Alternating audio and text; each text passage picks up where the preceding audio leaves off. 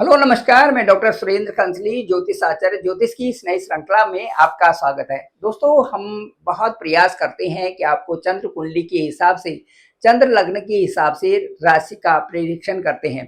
Prediction तब बहुत अच्छा सटीक हो जाता है जबकि आपकी जन्म कुंडली से लग्न की प्राप्ति होती है और लग्न के साथ साथ में दशा और अंतर्दशा आपकी क्या चल रही है, इसके साथ साथ में आपके ग्रह प्लेनेट आपकी जन्म कुंडली पर कहाँ पर बैठे हुए हैं, उनका कैसे योग बन रहा है और साथ साथ में बृहस्पति का, राहु का और आज का जो शनि है उनका क्या प्रभाव आप पर पड़ रहा है, ये आज भी हम इस कुंडली चंद्र कुंडली के हिसाब से आपको बताने जा रहे हैं। मैं प्रयास करूंगा कि अपने अनुभव के द्वारा ये सटीक प्रयास आपके पास पहुंचे। इससे पहले मैं अनुरोध करूंगा कि मेरे इस चैनल को आप सब्सक्राइब जरूर करिए, सभी लोगों तक भेजिए ताकि इसका सभी लोगों को इसका पर्याप्त रूप से सभी लोग इसे लाभान्वित हो सकें। चलिए शुरू करते हैं। सबसे पहले शुरू करते हैं कि जो शनि है, शनि उत्तरा भाद्रपद नक्षत्र में चले गए हैं और ये जो नक्षत्र है it is ruled by Shani, it is ruled by Saturn itself. अब इसमें क्या है कि यदि इसको शनि रूल करते हैं और आपके ठीक भाग्य स्थान में इस समय शनि चले जा चुके हैं, तो शनि यहाँ पर 30 साल के बाद यहाँ पर गए हुए हैं। उत्तरा भाद्रपद नक्षत्र यहाँ पर 28 अप्रैल 28 अप्रैल से शुरू हुआ है और 3 अक्टूबर तक इस नक्षत्र में यहाँ पर शनि रहेंगे। अब ये जो शनि यहाँ पर रहेंगे, ठीक आपके भाग्य स्थान में रहेंगे, तो ये शुभ पद वाला होगा, यहाँ पर अच्छे चरण वाला होगा जिसका प्रभाव भी अच्छा होगा। और ये कहा जा सकता है कि जो ये राशि है, जो ये पाइसेस साइन है, जो ये आपकी मीन राशि है, ये एक कंफर्ट की है, ये शयन वाली है, ये इस तरह से मोक्ष की है, ये नव चेतन की है, जहां से नव चेतना शुरू होती है। मतलब एक छोर खत्म होकर के फिर दूसरी तरफ आप सोचने लगते हो, एक नव चेतना की तरफ सोचने लगते हो। वहां पर इस समय शनि है उत्तरा भाद्रपद नक्षत्र में। और यदि इसको कहा जाए कि उत्तरा भाद्रपद क्या है, तो उत्तरा भाद्रपद नक्षत्र is associated with creativity, intuition and spiritual devotion. इस तरह से तो वहां पर जो ये क्रिएटिविटी है, इंट्यूशन है, जो स्पिरिचुअल डिवोशन है, वो हमें नव जीवन के लिए, नव निर्मित जीवन के लिए वहां से कहते हैं। मतलब एक ऐसी आइसोलेटेड वाली पोजीशन जो वहां पर है, जो कि आपको एक कुछ नया सोचने के लिए वहां पर कह रहे हैं। इस तरह से ये 9th हाउस आपका बहुत, कह सकते हैं कि 9th हाउस में जो पैसे साइन है वहां पर कर्क राशि वालों के लिए यहाँ पर शनि उत्तरा भाद्रपद नक्षत्र में है, जो कि बहुत शुभ प्रदान कर रहे हैं। नक्षत्र भी ये शनि का ही है। इसके बाद चले यहाँ पर ठीक आपके लग्न में चलते हैं। लग्न जो है यहाँ पर 4 अंक है, आपका ही कर्क राशि का अंक है। और जो कर्क राशि का अंक है उसमें यदि यहां से देखते हैं हम, तो ठीक आपके किस स्थान के स्वामी है, देखो सैटर्न आपके सप्तम स्थान व्यापार के और आपके अष्टम स्थान के स्वामी है। ये मूल त्रिकोण राशि है, देखो ये मूल त्रिकोण राशि है। और यहाँ पर जो है बृहस्पति की भी दृष्टि है। और यहाँ पर यहाँ से देखेंगे यदि बृहस्पति आपके जो 14 मई 2025 को जाते हैं आपके ठीक द्वादश स्थान में, तो यहाँ से देखिए 1 2 3 4 5 6 7 8 9, ये देखिए मूल त्रिकोण जो राशि है शनि की, यहाँ पर सीधे बृहस्पति की दृष्टि है। तो ये कंट्रोल भी है और एक अच्छी अप्रोच भी यहाँ पर बन रही है। इन दोनों हाउसेस के जो 7th और 8th हाउसेस के जो लॉर्ड हैं वो सैटर्न है। और सैटर्न जो है उत्तरा भाद्रपद नक्षत्र में आपके ठीक 9th स्थान में है। इसके अलावा जो यहाँ पर कर्क राशि है, यह कर्क राशि 3 नक्षत्रों से बनी हुई है, पुनर्वसु, पुष्य और अश्लेषा। इस समय यहाँ पर पुष्य नक्षत्र है। पुष्य नक्षत्र मंगलमय होता है यहाँ पे। और यदि कहें कि पुष्य नक्षत्र क्या है, तो it is associated with auspicious nourishment, prosperity and this नक्षत्र is also ruled by Shani. अब देखिए यहाँ पर भी ये शनि के द्वारा रूल्ड है और ये ऑस्पिशियस है, नॉरिशमेंट है, प्रॉस्पेरिटी ये देने वाला है आपका लग्न, जहां पर चंद्रमा है। उसके बाद आप आते हैं ठीक देखिए यहाँ पर पंचम हाउस में। पंचम हाउस का जो अंक है वो है 8। 8 मतलब वृश्चिक राशि यहाँ पर है। यहाँ पर अनुराधा नक्षत्र है। अनुराधा नक्षत्र जो है ये भी बहुत ही खूबसूरत। और उसके बाद जो है उत्तरा भाद्रपद, ये देखिए 1 5 9 जो मूल त्रिकोण है, जो धर्म स्थान है, वो 1 5 9 इनको कह सकते हैं। तो यहाँ पर जो ये अनुराधा नक्षत्र है, it is also associated with the devotion, loyalty, harmony and ruled by Saturn itself। अब ये तीनों मैंने आपको बताए थे धर्म त्रिकोण की। इसका मतलब आप खुद समझ सकते हैं कि आपके लिए समय कितना अच्छा है। इससे पहले ही पूर्ववत मैं कह चुका हूं कि जो आपका लग्न है आपकी जन्म कुंडली में, उससे बहुत अच्छी प्रेडिक्शन होती है। साथ साथ में उसके साथ साथ में आपकी दशा और अंतर्दशा क्या है ये भी, और साथ साथ में उस ग्रह के साथ में जहां पर आपका भाग्य का भाग्येश है, उसके साथ में कौन सा ग्रह बैठा हुआ है, ये भी बड़ा महत्वपूर्ण होता है। यदि भाग्येश के साथ में सपोज वहां पर बृहस्पति भी है और आपका भाग्येश बृहस्पति है और उनके साथ में शनि भी बैठे हुए हैं दोनों, तो हमें दोनों का बल देखना पड़ेगा कि किसका बल कितना ज्यादा है, उस समय दशा क्या चल रही है और उसका प्रभाव कौन सा ग्रह उसके वहां पर रिजल्ट ज्यादा अच्छा देगा। इसी तरह से आपकी कुंडली बेहतर समझ सकती है, बेहतर समझा सकते हैं हम आपकी कुंडली से।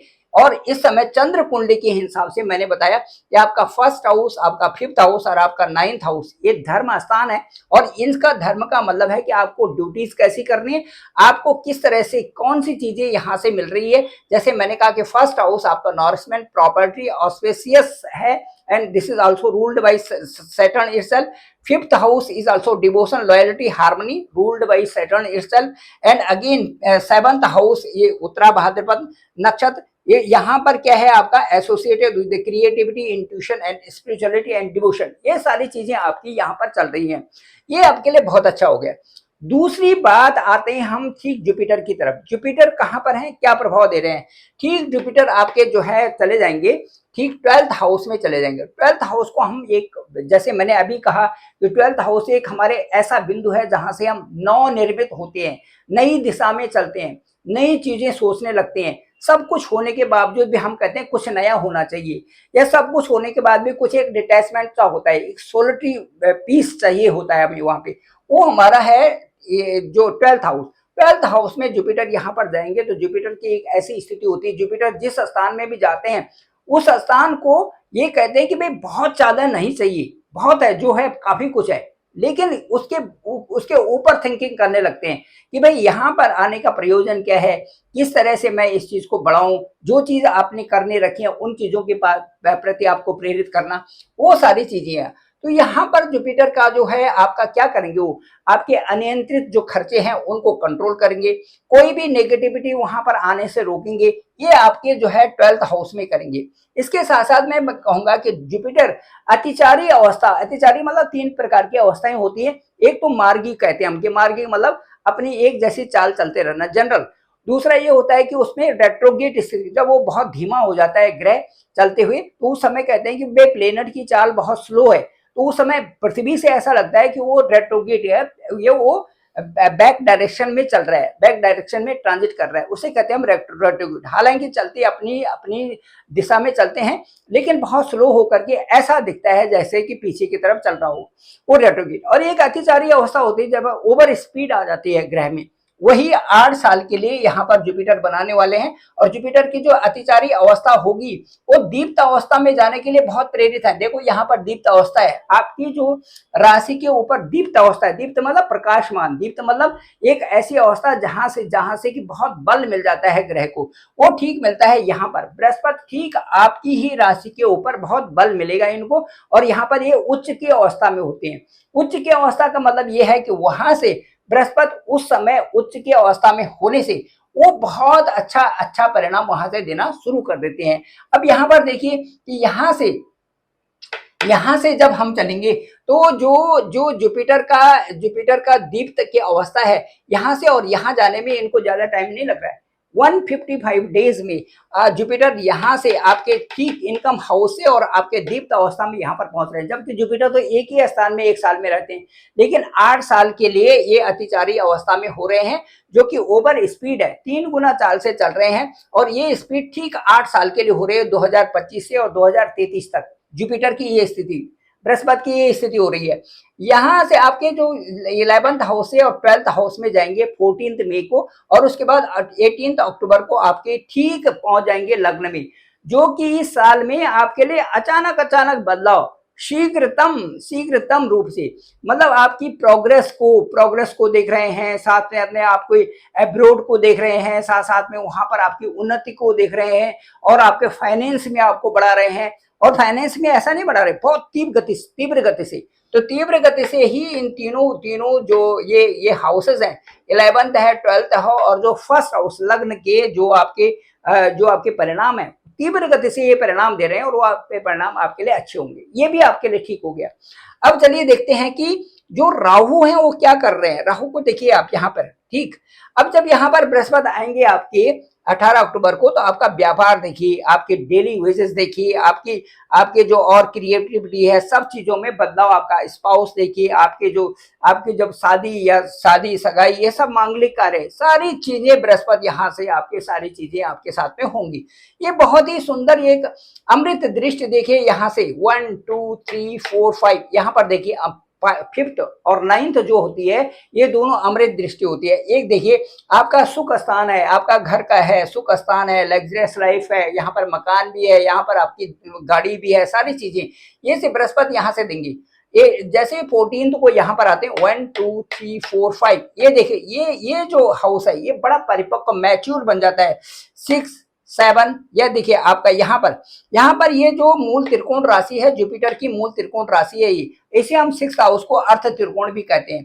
तो अर्थ त्रिकोण में और मूल त्रिकोण राशि, जुपिटर की मूल त्रिकोण राशि भी होगी, तो अपने मूल त्रिकोण राशि में भी यहाँ पर गुरु की यहाँ पर दृष्टि है, ये बहुत ही सुंदर है।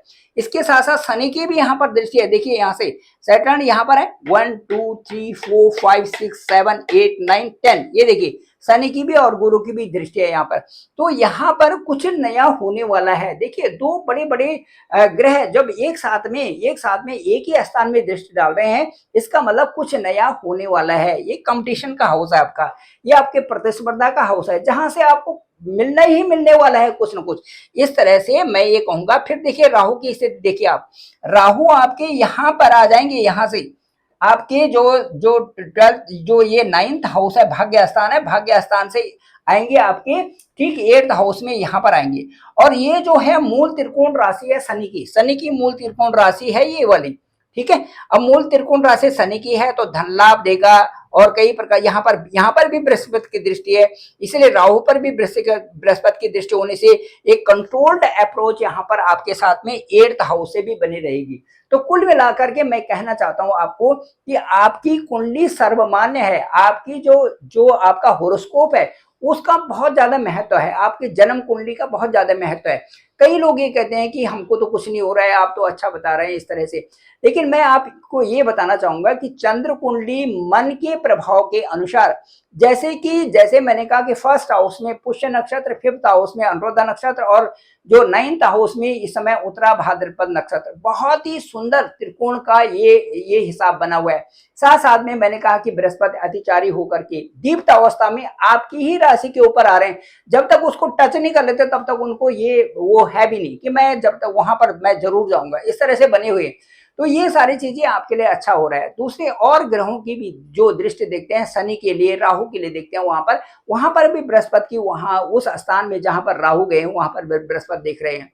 तो ये जो अवस्थाएं हैं, और ये बताता है कि कुल मिला के आपको सही मेहनत की दिशा में आगे बढ़ना है। जैसे कि रामचरितमानस कहती है कि काम क्रोध मद लोभ सब नाथ नरक के पंथ, सब परिहरि रघुबीर ही भजई भजई यही संत। कहने का मतलब है कि जो मर्यादित रूप से आपके लिए जो कार्य बने हुए हैं उनकी तरफ आगे बढ़िए आप, और बाकी और छोटी चीजों को छोड़िए और उस तरफ बढ़िए जहां कि आपको बहुत कुछ मिलना है।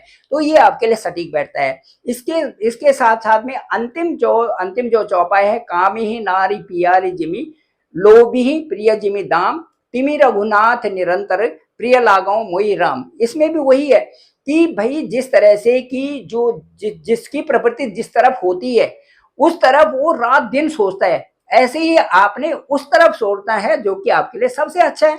उधर सोचिए आप कि जो आपके लिए जिससे कि आपको एक प्रशस्ति भी मिलेगी, आपका फाइनेंशियल ग्रोथ भी होगा, और साथ साथ में आपकी अपनी पर्सनालिटी ग्रोथ भी होगी।